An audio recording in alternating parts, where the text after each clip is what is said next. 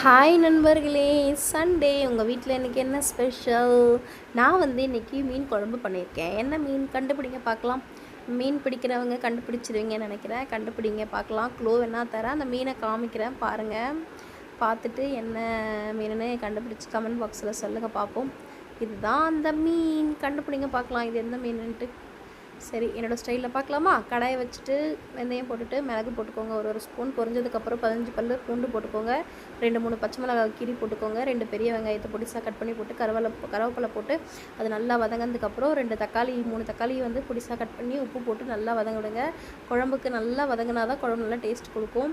நல்லா வதக்கிட்டு ஒரு 1/2 டேபிள் ஸ்பூன் மஞ்சத்தூள் போட்டு நம்ம வீட்டில் அரைச்ச குழம்பு மிளகாத்தூளை ஒரு 4 டேபிள் ஸ்பூன் போட்டுக்கோங்க.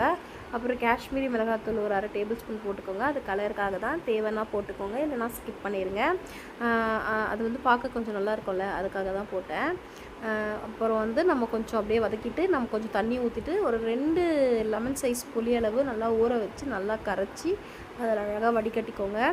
வடிகட்டிட்டு நல்லா மிளகாத்தூள் ஸ்மெல் போகிற வரைக்கும் நல்லா கொதிக்க வச்சுட்டு மீனை அழகாக அதில் இறக்கி விட்டுருங்க. ஒரு 10 நிமிஷம் சிம்மில் வச்சுருங்க. மீன் சூப்பராகவே வெந்துடும். வெந்ததுக்கப்புறம் கருவேப்பிலை இருந்தது, கொத்தமல்லி இருந்ததுன்னா அழகாக மேலே தூவி விட்டுனா இன்னும் நல்லாயிருக்கும் சாப்பிட்றதுக்கு. இவ்வளோ சொல்கிறேன்ல, எனக்கு மீன் குழம்பே பிடிக்காது, மீனே பிடிக்காது, தொடக்கூட மாட்டேன். ஆனால் மீன் குழம்பு சூப்பராக வைப்பேன். எல்லோரும் நல்லாயிருக்கு சொல்லிவிட்டு கடாயை காலி பண்ணிவிடுவாங்க. அதுதானே நமக்கு வேணும். நம்ம சாப்பிட்ணுன்னு அவசியமாக என்ன?